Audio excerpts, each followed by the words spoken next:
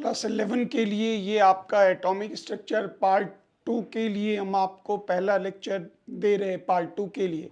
इस टॉपिक में सबसे पहला पार्ट होता वो होता what do you mean by quantum numbers. Quantum number से आप क्या समझते हैं? क्वांटम मतलब हो गया पैकेट, नंबर्स मतलब संख्याओं का एक पैकेट। तो क्वांटम नंबर वह सेट है, वह पैकेट है, वह बंडल है जो हमें इलेक्ट्रॉन के बारे में पूरा डिटेल इंफॉर्मेशन देता, और इस नंबर के पैकेट और समूह को हम लोग नाम देते quantum numbers. Quantum numbers 4 types का होता। एक हो गया principal quantum number, principal quantum number. एक हो गया एजीम्यूथल क्वांटम नंबर, एक हो गया मैग्नेटिक क्वांटम नंबर, और एक हो गया spin quantum number. Principal quantum number हमें ऑर्बिट या सेल के बारे में बताता। एजीम्यूथल क्वांटम नंबर हमें सबसेल के बारे में बताता। मैग्नेटिक क्वांटम नंबर हमें ऑर्बिटल के बारे में बताता। और स्पिन क्वांटम नंबर ये बताता इलेक्ट्रॉन न्यूक्लियस के चारों ओर तो चक्कर लगा ही रहा, वो अपने एक्सिस पर भी दो पॉसिबल डायरेक्शंस में घूमता। एक हो गया क्लॉकवाइज और एक हो गया एंटी क्लॉकवाइज। मतलब प्रिंसिपल क्वांटम नंबर आपको ऑर्बिट के बारे में बताएगा। एजीम्यूथल क्वांटम नंबर आपको सबसेल के बारे में बताता। मैग्नेटिक क्वांटम नंबर आपको ऑर्बिटल के बारे में बताता। और स्पिन क्वांटम नंबर इलेक्ट्रॉन के स्पिन के बारे में बताता है। ये एक इंफॉर्मेशन आपको प्राप्त हुआ। इसके अलावा एक और जानकारी याद रखिएगा। प्रिंसिपल क्वांटम नंबर, इसकी चर्चा करेंगे, ये ऑर्बिटल के साइज के बारे में बताता, जो बड़ा है या छोटा है। ये ऑर्बिटल के शेप के बारे में, उसकी आकृति कैसी है, ये बताएगा azimuthal quantum number. Magnetic quantum number ये बताएगा जो आपके ऑर्बिटल्स किस डायरेक्शंस में है, ये बताएगा। और स्पिन क्वांटम नंबर तो बताएगा उस इलेक्ट्रॉन की स्पिन किस दिशा में है, क्लॉक और एंटी क्लॉक बताएगा। प्रिंसिपल क्वांटम नंबर का सिंबल हम लोग देते स्मॉल एन। ये हमें जानकारी देता ऑर्बिट या सेल के बारे में, हमें बताता है। ऑर्बिट हो गया न्यूक्लियस के बाहर वह सर्कुलर पाथ जिस पर इलेक्ट्रॉन न्यूक्लियस के चारों ओर चक्कर लगाता, उसे हम लोग नाम देते ऑर्बिट या सेल या एनर्जी लेवल। ये हमें साइज के बारे में भी प्रिंसिपल क्वांटम नंबर ऑर्बिटल के साइज के बारे में बताता है। प्रिंसिपल क्वांटम नंबर ऑर्बिट या सेल या एनर्जी लेवल और ये साइज ऑफ ऑर्बिटल्स आपको बता कर देता। प्रिंसिपल क्वांटम नंबर इसमें थ्योरी कहता है, जैसे गौर करिए, सब लोगों को पता होगा एस ऑर्बिटल का आकार होता स्फेरिकल। तो 1s का भी आकार स्फेरिकल, 2s का भी आकार स्फेरिकल, 3s का भी आकार स्फेरिकल और 4s का भी आकार स्फेरिकल। मतलब 1s का स्फेयर छोटा, 2s का उससे बड़ा, 3s का और बड़ा। इसका मतलब जैसे जैसे प्रिंसिपल क्वांटम नंबर बढ़ता जाएगा वैसे वैसे ऑर्बिटल का साइज बढ़ता जाएगा। मतलब principal quantum number is directly proportional to size of orbital. Orbital के बारे में बताता जाता है। अगला पॉइंट, ऑर्बिट या सेल किसको कहते हैं? तो किसी भी एटम में न्यूक्लियस के चारों ओर वह सर्कुलर पाथ जिस पर इलेक्ट्रॉन चक्कर लगाता, उसको नाम देते ऑर्बिट या सेल। किसी भी एटम में ऑर्बिट की संख्या 7 होती, रिप्रेजेंट हो गया कि n इज इक्वल टू 1 2 3 4 5 6 7। 7 से बाहर के जगह को हम इन्फिनिटी बोलते। और ऑर्बिट में अब काउंटिंग लोग अंदर से करें या बाहर से करें, इस कंफ्यूजन को, मतलब अंदर से बाहर की तरफ हम 1 2 3 4 लें या बाहर से अंदर की तरफ हम 1 2 3 4 लें, इस कंफ्यूजन को दूर करने के लिए एक अल्फ़ाबेट लिया गया के का नाम होता कर्नल, मतलब आंतरिक। मतलब आपको अपनी गिनती अंदर से बाहर की तरफ करनी है। मतलब अंदर वाला जो ऑर्बिट होगा न्यूक्लियस के ठीक सटा हुआ वो 1 होगा, उसके बाहर 2, उसके बाहर 3, उसके बाहर 4, सो ऑन। किसी भी ऑर्बिट में, एटम में ऑर्बिट की संख्या कितनी होती है? 7। Very very important. किसी भी एटम में कोई भी ऑर्बिट में मैक्सिमम इलेक्ट्रॉन कितना संभावित है, पॉसिबल है, वो होता 2n²। ये नंबर याद होगा। जैसे पूछा गया के सेल में बताइए कितना इलेक्ट्रॉन, तो के लिए n का वैल्यू 1, मैक्सिमम इलेक्ट्रॉन 2n², 2 × 1 का स्क्वायर इज इक्वल टू 2। पूछा गया बताइए एल सेल में मैक्सिमम कितने इलेक्ट्रॉन होंगे, तो एल के लिए याद कीजिए n इज इक्वल टू 2 और 2n² इज इक्वल टू 2 × 2 का square is equal to 2 × 4 is equal to 8। पूछा गया एम सेल में कितने इलेक्ट्रॉन, तो एम के लिए n is equal to 3, maximum electron is equal to 2n², 2 × 3 का स्क्वायर 2 × 9 इज इक्वल टू 18। ये पॉसिबल मैक्सिमम हो सकता, इससे कम कुछ भी हो जाए कोई दिक्कत नहीं। एन सेल में मैक्सिमम इलेक्ट्रॉन कितना इज इक्वल टू 32। फिर हो गया, this is very important, bore ने कैलकुलेशन किया 1 इलेक्ट्रॉन सिस्टम के लिए। बोर्स कैलकुलेशन 1 इलेक्ट्रॉन सिस्टम के लिए किया, जिसमें रेडियस का फॉर्मूला था r is equal to n² by Z into 0.529 angstrom. ये फार्मूला था। अब इसमें गौर करिएगा, यहाँ पर n हो गया is equal to number of orbits, कितना ऑर्बिट, किस ऑर्बिट के लिए आप निकालना चाह रहे, और z हो गया is equal to atomic number. ये दोनों पॉइंट आप याद रखेंगे। अब चूंकि ये पूरा कैलकुलेशन बोर ने फार्मूला निकाला था 1 इलेक्ट्रॉन सिस्टम के लिए, मतलब हाइड्रोजन ले लीजिए, हीलियम प्लस ले लीजिए, लिथियम 2+ ले लीजिए, सो ऑन। इसमें हमेशा याद रखेंगे सब लोग, ऑर्बिट जो मर्जी हम बोल दे, किसी भी एटम में ऑर्बिट्स की संख्या मैक्सिमम 7 होती।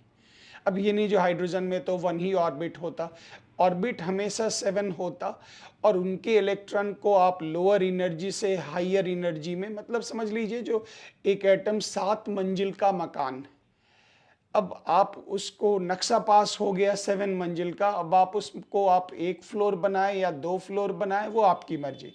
मैक्सिमम आप 7 फ्लोर तक अपनी बिल्डिंग को ले जा सकते हैं। यहाँ भी वही है, एटम में 7 ऑर्बिट्स होते हर एटम में, लेकिन आप अगर फर्स्ट एटम में ही हाइड्रोजन में लें तो 1 इलेक्ट्रॉन हो गया, बाकी की चर्चा नहीं करते, लेकिन एनर्जी दे के आप उसके इलेक्ट्रॉन को second, third, fourth, fifth, six, 7 तक आप ले जा सकते हैं। ये पॉइंट याद रखना है। अब जैसे आयन के कारण इलेक्ट्रॉन का लॉस हुआ, आयन में इलेक्ट्रॉन का लॉस होता, 2 इलेक्ट्रॉन का लॉस हुआ, एटॉमिक नंबर पे कोई फर्क नहीं पड़ता। हाइड्रोजन का एटॉमिक नंबर 1, हीलियम प्लस का 2, लिथियम 2+ का 3, इस पर कोई प्रभाव नहीं पड़ता एटॉमिक नंबर पर। अब यहाँ पे गौर करिएगा, अब जिस ऑर्बिट के लिए मांगे, कोई आपको बोला जो एक काम करो तो हाइड्रोजन एटम के लिए आप बताइए फर्स्ट ऑर्बिट का क्या रेडियस होगा, तो एकदम सिंपल, फर्स्ट ऑर्बिट मतलब n is equal to 2, hydrogen atom इसका मतलब n इज इक्वल टू 1। ये आप यहाँ दे दें, n is equal to 1 first orbit है, ये चीज़ फर्स्ट ऑर्बिट है। Atomic number is equal to 1, value आराम से बैठा दे, 1 का स्क्वायर 1, कैंसिल आउट कीजिए, तुरंत मान मिल गया। अब अगर इसी में हम तब्दीली करें, अगर हम ये कर दे, जो आप ये बताइए कृपया, जो हाइड्रोजन एटम के सेकेंड ऑर्बिट के लिए क्या बनेगा, सेकेंड ऑर्बिट। तो अब ये नहीं जो सर ये क्वेश्चन गलत है, क्यों, क्योंकि हाइड्रोजन में तो एक ही ऑर्बिट होता, बिल्कुल नहीं, दुनिया के हर एटम में टोटल ऑर्बिट की संख्या 7 होती है। तो अगर ये पूछा जाए, जो आप हमें ये बताइए, जो हाइड्रोजन एटम, या इसको आप थोड़ा सा चेंज कर लीजिए, जो हीलियम आयन के लिए आप बताइए, किसी के लिए भी निकालिएगा, टेंशन नहीं कीजिएगा, एकदम सिंपल सा काम है। तो सेकेंड ऑर्बिट मतलब n is equal to 2, hydrogen atom मतलब z इज इक्वल टू 1, आराम से वैल्यू डालिए, 2 का स्क्वायर मतलब 4, z इज इक्वल टू 1, 4 से मल्टीप्लाई कर दीजिए, आपको रेडियस आराम से प्राप्त हो जाएगा। Very very important. एनर्जी के लिए बहुत सारा फार्मूला है, यहाँ इलेक्ट्रॉन वोल्ट पर एटम लिखा गया, कभी सर लोग किलो कैलोरी पर मोल दे देते, किलो जूल पर मोल दे देते, किसी भी फार्मूला में हो, तो इसके लिए आपको यहाँ टेंशन नहीं लेना है। ओवरऑल फार्मूला होता है एनर्जी का is equal to minus z² by n² into एक कांस्टेंट, जो भी वैल्यू देगा वो दे देगा। यहाँ फिलहाल दिया गया पर एटम में 13.6 इलेक्ट्रॉन वोल्ट पर एटम, तो ये वैल्यू कुछ भी दे दे, कांस्टेंट कैलकुलेशन 1 मोल के लिए निकाल के दे दे, आपका मेन टारगेट होगा ये दोनों टर्म, ये दोनों टर्म। अब इसमें कोई भी कह दिया जो बताइए हीलियम प्लस के लिए आप ये बताएं जो इसके फर्स्ट ऑर्बिट के इलेक्ट्रॉन की एनर्जी कितनी होगी। एकदम इजी, ऑर्बिट रिप्रेजेंट होता n is equal to 1। Helium plus के लिए atomic number is equal to 2, तो z का वैल्यू 2 का स्क्वायर, n का वैल्यू 1 का स्क्वायर, मल्टीप्लाई मारे आपको एनर्जी का कैलकुलेशन प्राप्त हो जाएगा। 1 मार्क्स ऑब्जेक्टिव क्वेश्चन, एकदम हल्का क्वेश्चन। उसी तरह से वेलोसिटी के लिए फार्मूला दिया गया और यहाँ भी ध्यान रखना है z is the atomic number और n is the number of orbits. किसी भी ऑर्बिट के लिए z और n का वैल्यू दे दीजिएगा, आराम से आपको इलेक्ट्रॉन की वेलोसिटी डिफरेंट ऑर्बिट्स के लिए प्राप्त होगी।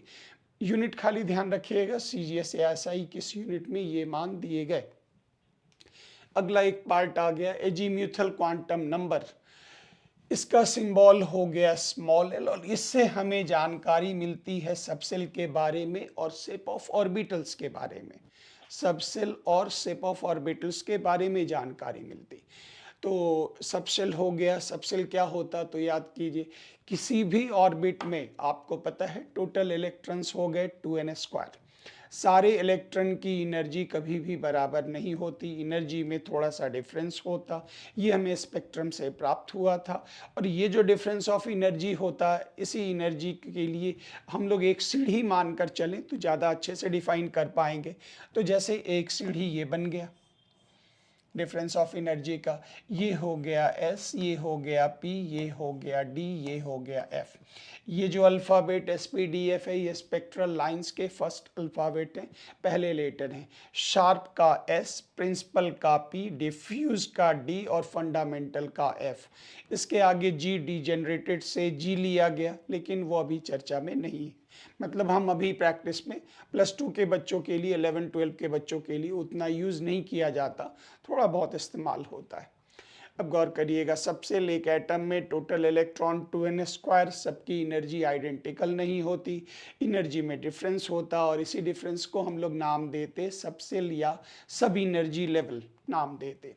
ये हो गया SPDF, ये स्पेक्ट्रल लाइन से ये अल्फ़ाबेट लिया गया S, P, D और F लिया गया।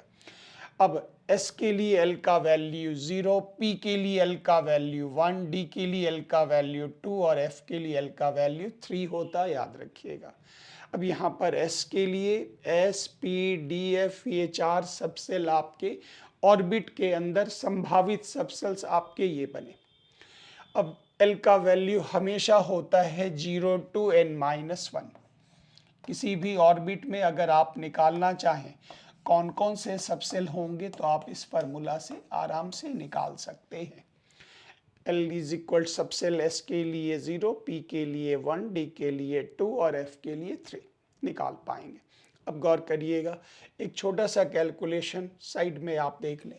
अगर हमारे पास फर्स्ट ऑर्बिट और हम निकालना चाहते हैं जो फर्स्ट ऑर्बिट में कौन से सबसेल होंगे, तो आप अभी तुरंत जाने सबसेल की जानकारी L से और L का मान होगा 0 से n-1। तो इस n का मान 1 डाल दीजिए, तो ये हो गया 0 से 1-1, मतलब 0 से 0 अर्थात L इज इक्वल टू 0 और L इज इक्वल टू 0 से क्या मिलता है S, इसलिए फर्स्ट ऑर्बिट में आपको क्या मिलेगा S, इसलिए यहाँ लिखा गया फर्स्ट ऑर्बिट में क्या मिला S। ध्यान से देखते चलिएगा, तुरंत इसी पार्ट को यहाँ से एक बार और जरा आपको मैच करा दें, पूरा ये पार्ट फिर से पुनः एक बार देख लें अगले एग्जाम्पल के लिए। जैसे हमने लिया सेकेंड ऑर्बिट, अच्छी बात है, हम ये जानना चाहते हैं उसमें कौन कौन से सबसेल होंगे। सबसेल की जानकारी L से, L का वैल्यू 0 से n-1, तो यहाँ पर गौर करिएगा इनका वैल्यू 2 डालिए, तो 0 से 2-1 मतलब 0 to 1, मतलब दो वैल्यू मिला 0 और 1। याद कीजिए 0 के लिए मिलेगा S, 1 के लिए मिला P। ये दोनों संपत्ति किसकी, सेकेंड ऑर्बिट के। सेकेंड ऑर्बिट में आपको प्राप्त हो गया 2S और 2P। थर्ड ऑर्बिट के लिए 3s 3p 3d, 4 के लिए निकालेंगे 4s 4p 4d 4f। मतलब जैसे 0 से 3 जाना हो 4 के लिए, तो 0 से 3 का मतलब 0 और 3 नहीं, मतलब 0 1 2 3, जैसे आप एक्स एक्सिस पर जाते वैसे ही लीजिएगा। तो इस आधार पर आपको ये प्राप्त होगा कौन कौन से। फर्स्ट ऑर्बिट में 1 में 1 सब सेल, 2 में 2 सब सेल, 3 में 3 सब सेल, 4 में 4 सब सेल। यहाँ से एक बहुत अच्छा ऑब्जेक्टिव क्वेश्चन, अगर ऑर्बिट की संख्या n होगी तो सबसेल की संख्या भी n होगी, क्योंकि ये दोनों नंबर बिल्कुल बराबर होता। 1 में 1, 2 में 2, 3 में 3, 4 में 4, तो n में n। आराम से आप इसको निकाल पाएंगे। इसी आधार पर फर्स्ट ऑर्बिट में s सबसेल, सेकंड में s और p, थर्ड में spd, फोर्थ में spdf, ये आपको प्राप्त हो गया सबसेल के बारे में। अगला पॉइंट, अब एक इम्पॉर्टेंट पॉइंट जो एल से हमें जानकारी मिलती, shape of orbitals, very very important. मतलब आपके ऑर्बिटल का शेप कैसा है। तो एस ऑर्बिटल का आकार स्फेरिकल, पी ऑर्बिटल का डम्बल, डी ऑर्बिटल का डबल डम्बल और एफ ऑर्बिटल का डिफ्यूज शेप, ट्रिपल डम्बल भी होता और कुछ डिफ्यूज धुंधला सा शेप होता, मिक्स किया हुआ शेप होता। फिर याद कीजिए अगला quantum number magnetic quantum number, इसका सिंबल होता है स्मॉल m। इससे हमें जानकारी मिलती ऑर्बिटल, और एक और जानकारी हो गई जो वो ऑर्बिटल कितने दिशाओं में है, जिनको ओरिएंटेशंस या डायरेक्शंस कहते हैं। तो ये हमें जानकारी मिलती मैग्नेटिक क्वांटम नंबर के द्वारा। अब मैग्नेटिक क्वांटम नंबर से ऑर्बिटल और ओरिएंटेशंस ऑफ सबसेल्स ऑर्बिटल्स की जानकारी मिलती किन दिशाओं में। ऑर्बिटल कहते किसको हैं, तो जिस जगह पर इलेक्ट्रॉन के पाए जाने की संभावना सबसे अधिक होती है उस जगह को नाम देते ऑर्बिटल, और जहाँ पर इलेक्ट्रॉन के पाए जाने की संभावना सबसे कम होती उस जगह को नाम देते नोड, NODE नोड। अब यहाँ पे याद रखिएगा, हर सबसेल के अंदर, मतलब हर ऑर्बिट के अंदर सबसेल होगा और हर सबसेल के अंदर ऑर्बिटल होगा। ऑर्बिटल की जानकारी होगी m के द्वारा, और m का मान होता -l से लेकर +l। अब आप -l से +l में जितने वैल्यू मिलेंगे, चाहे वो नेगेटिव मिले या ज़ीरो मिले या पॉजिटिव मिले, फ्रैक्शनल में तो लेना नहीं है, तो सबसे वन ऑर्बिटल की जानकारी मिलती।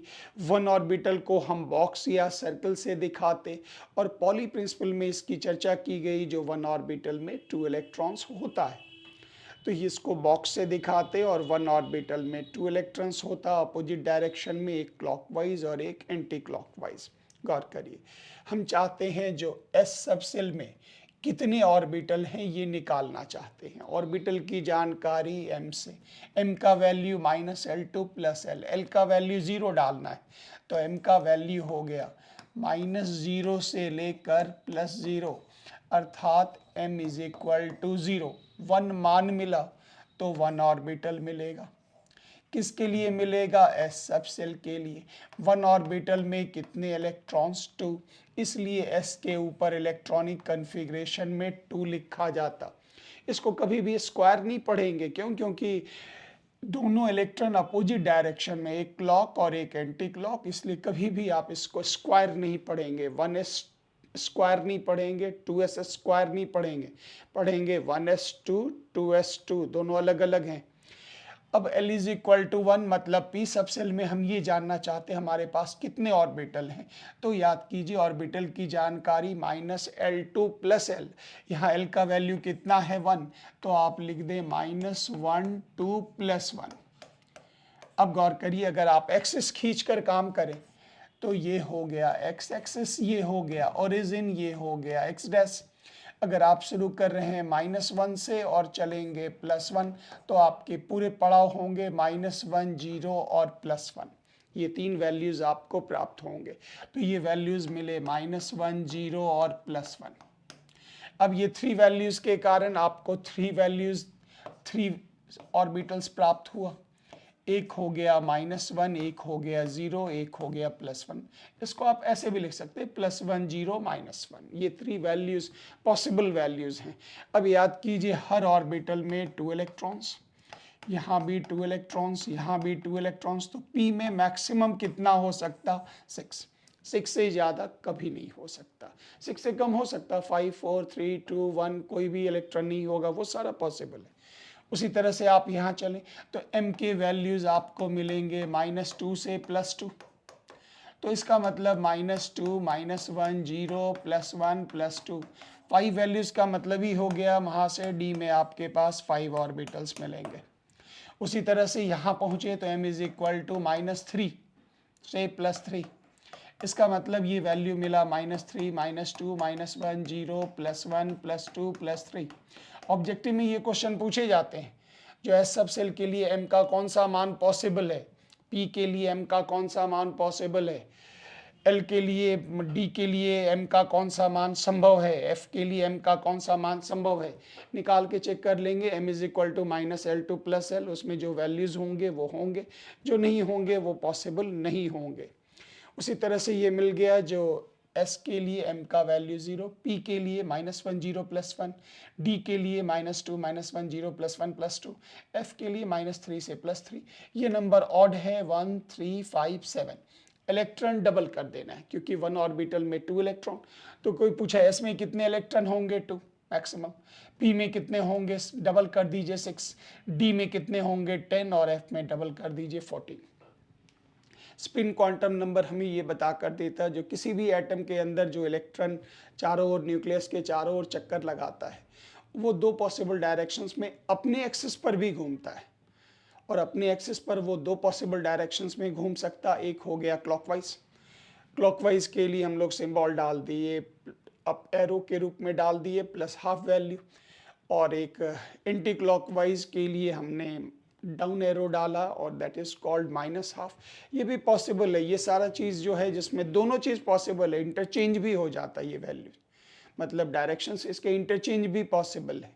तो ये हो गया, खाली अभी सिंपल ढंग से ध्यान रखना है, जो स्पिन क्वांटम नंबर हमें ये बता कर देता, जो इलेक्ट्रॉन न्यूक्लियस के चारों ओर तो चक्कर लगाता ही है, वो अपने एक्सिस पर भी 2 डायरेक्शंस में घूम सकता, क्लॉक और एंटी क्लॉक घूम सकता, और इसकी जानकारी हमें स्पिन क्वांटम नंबर देता है। कुछ पॉइंट्स हैं जो जरूर याद रखेंगे। अगर ऑर्बिट की संख्या n है तो सबसेल की संख्या भी n होगी। अभी तुरंत हमने आपको बताया, जो s में फर्स्ट ऑर्बिट में याद कीजिए 1 सबसेल होगा, क्योंकि सबसेल की जानकारी आपको प्राप्त होती है l के द्वारा, करेक्शन कर लेंगे, और l का मान होता है 0 से लेकर n-1, तो आप आराम से ये करेक्शन करके L कर देंगे, तो सबसेल आपको 1 प्राप्त होगा। सेकेंड ऑर्बिट में S और P, थर्ड ऑर्बिट में SPD आपको प्राप्त होगा। अगला, अगर किसी एटम में अगर ऑर्बिट की संख्या n है तो टोटल ऑर्बिटल्स कितने होंगे? n²। Point number 2 very important, गौर करें। First orbit n is equal to 1 orbital n², 1² 1, तो फर्स्ट में याद होगा 1s और s में 1 ऑर्बिटल। सेकेंड ऑर्बिट में n is equal to 2, n² 2 का स्क्वायर 4, सेकेंड में याद होगा 2s 2p, s में 1 ऑर्बिटल, p में 3 ऑर्बिटल, पूरे को आप ऐड कर लें, टोटल आपके पास 4 ऑर्बिटल्स प्राप्त हुए।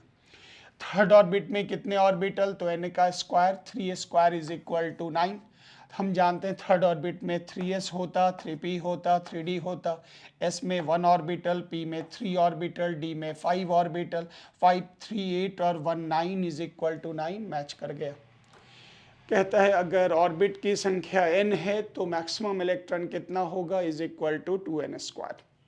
फिर कहा गया, आराम से निकाल लीजिए, फर्स्ट ऑर्बिट के सेल में 2, L में 8, थर्ड में M में 18। अगला पॉइंट है, दिस इज वेरी इंपॉर्टेंट, अगर सबसेल L है, वेरी गुड, तो ऑर्बिटल कितने होंगे? इज इक्वल टू 2L + 1, आराम से निकलेगा। सबसेल S है, L is equal to 0, orbital कितने होंगे? तो याद कीजिए 2L + 1, तो यहाँ पर 2 × 0 + 1 इज इक्वल टू 1, S में 1 ऑर्बिटल। P में कितने होंगे? तो 2L + 1, याद कीजिए 2 × 1 + 1 इज इक्वल टू 2 + 1 3। D में कितने होंगे? तो याद कीजिए 12 + 1, 2 × 2 + 1 is equal to 4 + 1 is equal to 5। आराम से निकाल लेंगे। ऑड नंबर में 1 3 5 7। अगला पॉइंट निकला, अगर सबसेल L है तो अभी तुरंत आपको प्राप्त हुआ ऑर्बिटल्स कितने होंगे, तो orbitals is equal to 12 + 1। Very very important. अब 1 ऑर्बिटल में पता है 2 इलेक्ट्रॉन्स होते, तो इतने ऑर्बिटल में कितने होंगे, तो आप आराम से मल्टीप्लाई कर दीजिएगा। 12 + 1 इंटू 2 इज इक्वल टू, आपको प्राप्त हो गया total electron is equal to what, ये आपको प्राप्त हो गया। टोटल इलेक्ट्रॉन्स आपके पास कितने होंगे, मिल गया। ये टॉपिक आपका पार्ट 1, क्योंकि इसमें अगला टॉपिक में आप इलेक्ट्रॉनिक कॉन्फ़िगरेशन संबंधित सारे क्वेश्चंस को डील करेंगे। ये आपका पार्ट 1 कंप्लीट हो गया। Thank you very much. जय हिंद।